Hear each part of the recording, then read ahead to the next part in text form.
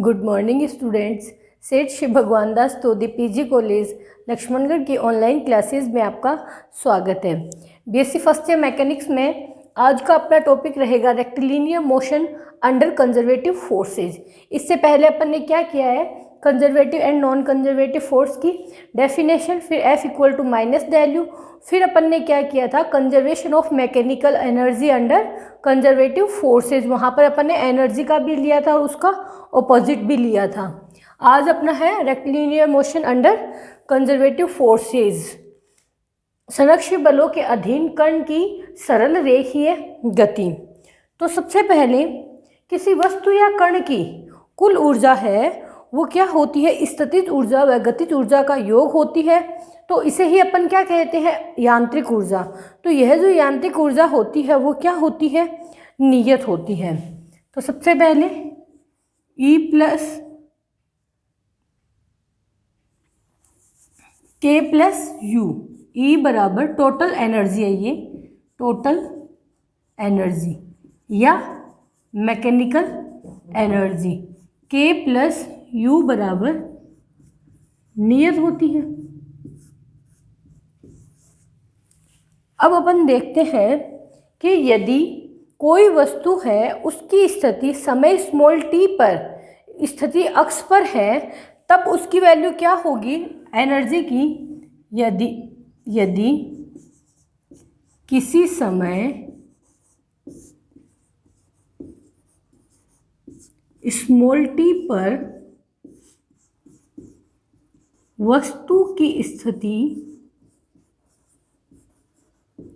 कहाँ है, अक्ष पर है, तब जो टोटल एनर्जी है वो क्या लिखेंगे अपन, E equals to half m dx upon dt square plus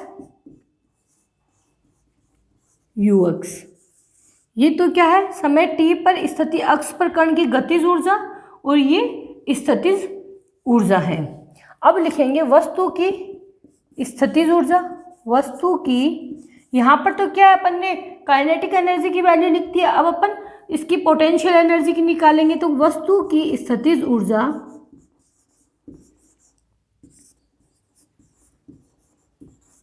किससे निकालेंगे, ये F बराबर minus del you upon del x से। ये भी अपन ने इससे पीछे वाले में किया है, जहाँ पर F इक्वल्स टू अपनी क्या वैल्यू आई थी, iota del you upon del X plus J cap del you upon del Y plus K cap del you upon del Z. Del U के साथ अपना क्या था, वहाँ पर v था, iota V X plus J V Y plus K V Z. तो अपन ने डायरेक्ट लिखा है वस्तु की स्थितिज ऊर्जा F equals to minus del you upon del x से। तो यहाँ से जब इसको लिखेंगे तो minus F del X plus C या u equals to minus F X plus C, यह वैल्यू आई। अब देखो, यदि प्रारंभ में अपन ने क्या लिया, t बराबर 0 पर, मतलब कि मूल बिंदु से शुरू कर रहे हैं अपन, तो t बराबर 0 पर स्थिति अक्ष बराबर 0 पर क्या होगी, स्थितिज ऊर्जा क्या होगी, प्रारंभिक स्थितिज ऊर्जा 0। तो c की वैल्यू 0। तो लिखते हैं, क्योंकि प्रारंभ में जब अपन ने शुरू ही किया है, वो तो विस्थापन तो t समय पश्चात आएगा। तो प्रारंभ में x बराबर 0 पर t बराबर 0, तो यहाँ से क्या होगी, प्रारंभिक स्थितिज ऊर्जा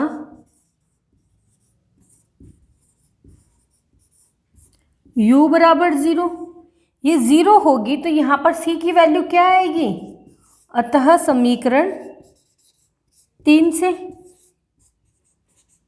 c की वैल्यू क्या आएगी, 0। इस c का मान क्या रखेंगे यहाँ पर 3 में, तो इसे क्या लिखेंगे, c का मान समीकरण 3 में रखने पर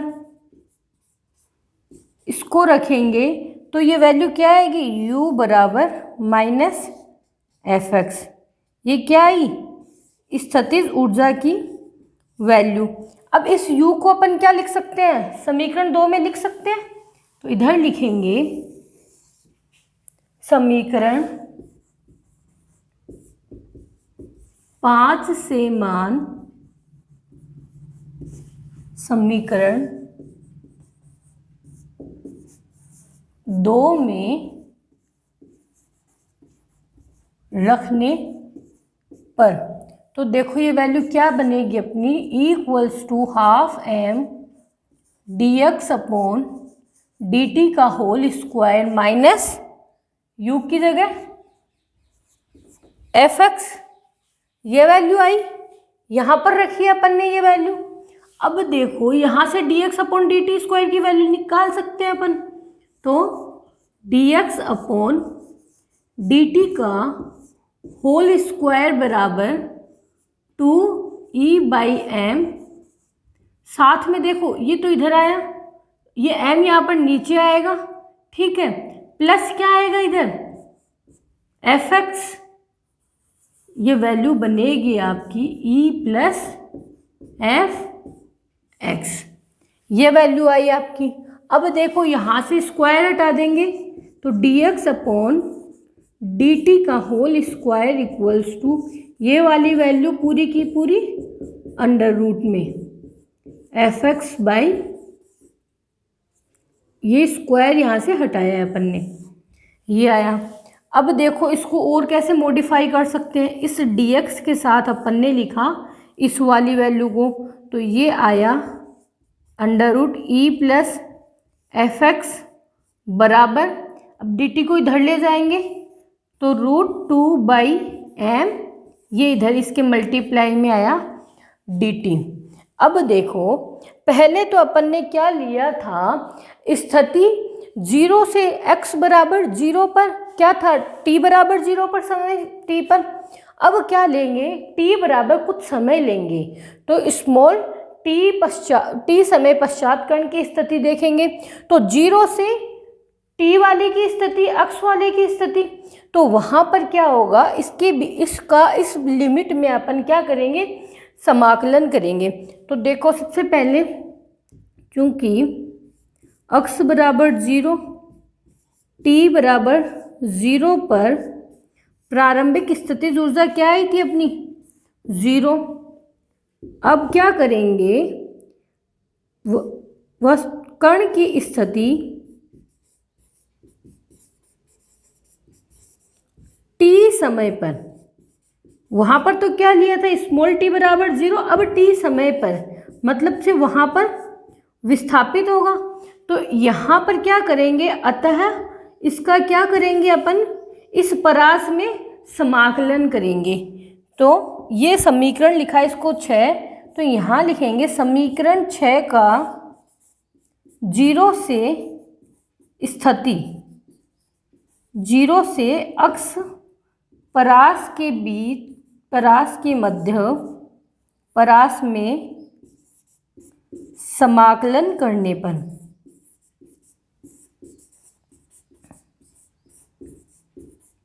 तो देखो समाकलन करेंगे तो इंटीग्रेशन 0 से x, पहले t बराबर 0 पर x बराबर 0, अब t समय पर स्थिति x पर, तो dx upon under root e plus fx बराबर √2/m, यहाँ पर क्या है t है, तो t का होगा 0 से t पर, ठीक है।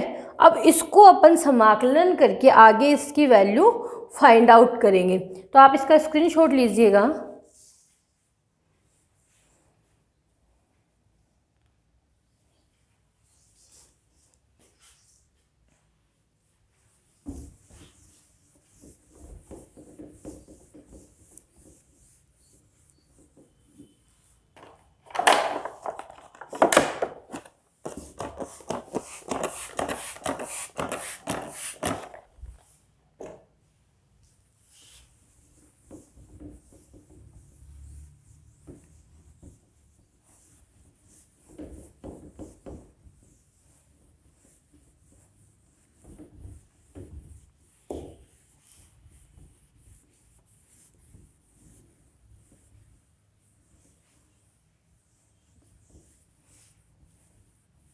देखो इसका समाकलन करेंगे तो अपने पास वैल्यू आएगी इसकी 2/f under root e plus f x 0 से x इक्वल टू √2/m और ये t कहाँ पर 0 से t तक। अब अपन इसका करेंगे ऊपरी सीमा माइनस निम्न सीमा। तो देखो 2/f यहाँ पर ऊपरी सीमा लगाएंगे तो under root e plus f x minus 2/f यहाँ पर x की लगाएंगे तो 0, तो ये अंडर रूट ई बराबर √2/m। इसका करेंगे तो ये आएगी अपने ऊपरी सीमा t। ऐसा कैसा, अब यहाँ से क्या है 2/f को कॉमन निकाल सकते हैं अपन, तो 2/f under root e plus f x minus √e equals to √2/m into t. इधर से इस 2/f को यहाँ ले जाएंगे तो √e plus f x equals minus √e equal to f/2। ये इधर से आएगा, इसके अपॉन में तो उल्टा आ जाएगा मल्टीप्लाई में, तो √2/m इंटू टी। यहाँ से देखो अपन इसको क्या करेंगे, √e को इधर ले जाएंगे तो ये वैल्यू क्या बचेगी अपनी, √e प्लस एफ एक्स बराबर f/2 into √2/m into T plus √e। इसे लिखेंगे अपन इक्वेशन 7। इसको अब करेंगे अपन समीकरण 7 का वर्ग। तो लिखेंगे दोनों ओर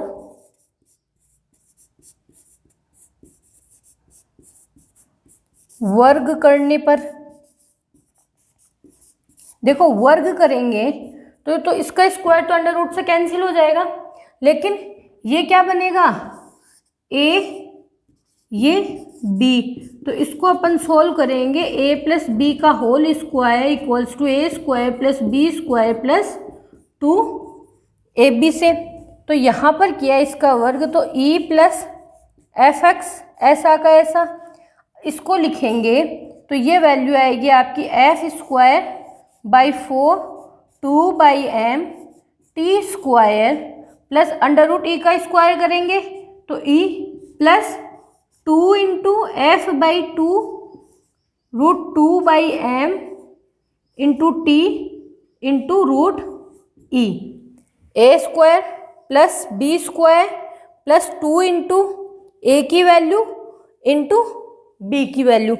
यहाँ से देखो इस 2 से ये 4 कैंसिल होएगा तो ये क्या बचेगा 2 बचेगा यहाँ पर, यहाँ 2 से 2 कैंसिल होगा, यहाँ पर e है यहाँ पर e है, ये कैंसिल होकर अपनी वैल्यू क्या आई, इधर आएगा अपना एफ एक्स बराबर f²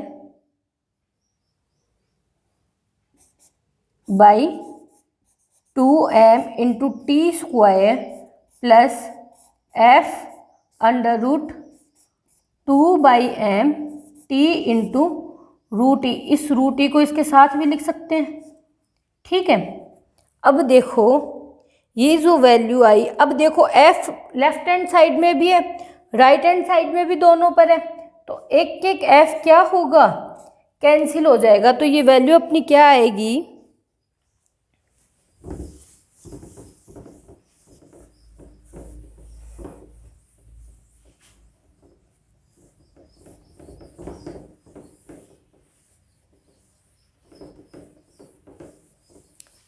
देखो इसको ध्यान से कीजिएगा, स्टेप बाय स्टेप आपको ध्यान में रखना है। आपको मैं बता देती हूँ, आपको वैल्यू निकालनी है स्थिति अक्ष की। तो अभी तो अपन ने स्टार्टिंग की है, लेकिन जब आप इसको एक बार कर लोगे तो आपको पता होना चाहिए कि अपने को यहाँ पर स्थिति अक्ष की वैल्यू फाइंड आउट करनी है, क्योंकि संरक्षी बल के अधीन क्या होती है, कण की गति सरल रेखीय होती है। तो सरल रेखीय गति के लिए अपन गति का समीकरण फाइंड आउट करेंगे। तो यहाँ पर ये क्या बचा, स्मॉल x बराबर half F/m T square plus √2e/m into T. अब देखो ये समीकरण बचा, आपको पता होगा F बराबर ma से ये वैल्यू क्या होती है, ये रफली है a बराबर F/m। ठीक है, जब x बराबर 0 पर, t बराबर 0 पर क्या लिया था, u बराबर 0 प्रारंभिक स्थितिज ऊर्जा। तो कण की जो ऊर्जा होगी, अब कण की कुल ऊर्जा वो क्या होगी, उसकी गतिज ऊर्जा। ठीक है, गतिज ऊर्जा क्या होती है, इक्वल्स टू हाफ mv²। तो x बराबर 0 पर लिया था तो v0 का स्क्वायर, यहाँ से v0 की वैल्यू निकालेंगे तो √2e/m। इन वैल्यूज को अपन कहाँ फाइंड आउट, कहाँ पुट करेंगे, यहाँ लिख सकते हैं। तो x बराबर हाफ at² प्लस ये किसकी आ गई, v0 की वैल्यू, v0t। ये आई आपकी इक्वेशन 8। ये क्या है, संरक्षी बल के लिए समीकरण 8, संरक्षी बल के अधीन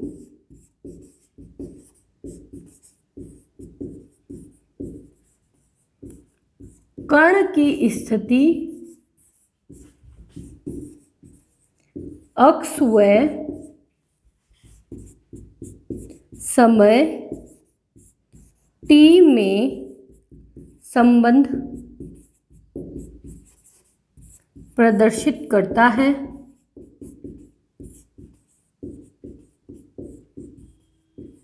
जो ये प्रूव करता है, ये गति का समीकरण है अपने, जो जिससे सिद्ध होता है कि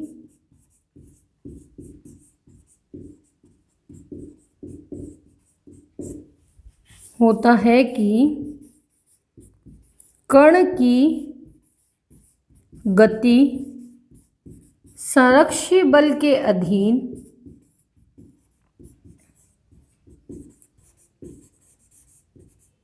सरल रेखीय होती है।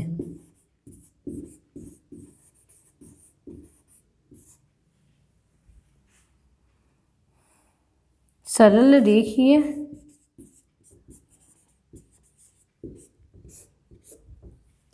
v बराबर u प्लस AT, s बराबर ut प्लस हाफ AT²। ये पढ़ा है ना, v² equal to u² minus 2as। तो वहीं से ये क्या है, गति के समीकरण, ये क्या है, अपन ने सरल रेखीय गति में पढ़ा है। तो अपन ने लेके क्या चला था, गतिज ऊर्जा नियत होती है, वह कण की गति क्या होती है, इसमें सरल रेखीय होती है, जिसको अपन ने यहाँ पर क्या किया है, प्रूव किया है।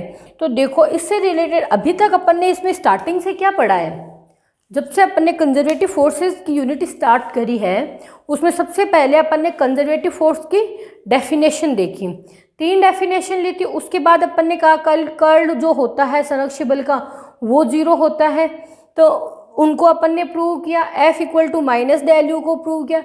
उसके बाद में अपन ने क्या किया था, मैकेनिकल एनर्जी का कंजर्वेशन देखा। अभी उसी कंजर्वेशन को लेके अपन ने क्या प्रूव किया है, गति का समीकरण निकाला है, जो कि संरक्षी बल के अधीन कण गति कर रहा है, जिससे अपन ने प्रूव किया है। तो ये क्वेश्चन जो है वो आपके जैसे मैकेनिकल एनर्जी का कंजर्वेशन था अंडर कंजर्वेटिव फोर्सेज, जैसे rectilinear motion under conservative forces, संरक्षी बल के अधीन कण की सरल रेखीय गति, इनको प्रूव करना आपके हमेशा एक बड़ा क्वेश्चन पूछा जाता है। तो इसका डेरिवेशन एक बार आप ध्यान से कीजिएगा। इससे पहले वाला जो आपको करवाया था उसका तो F equal to minus ΔU से न्यूमेरिकल भी पूछा जाता है, लेकिन इसको क्या होता है, इसको प्रूव करवाना ही पूछते हैं कि सिद्ध कीजिए कि संरक्षी बल के अधीन कण की गति सरल रेखीय होती है। तो ये सब आपको करना होता है, और जो है इसको एक बार आप प्रैक्टिस ज़रूर कीजिएगा। जितने भी डेरिवेशन होते हैं एक बार खुद से प्रैक्टिस कीजिएगा, तब चीज़ें आपके और ज़्यादा क्लियर होगी। Thank you students.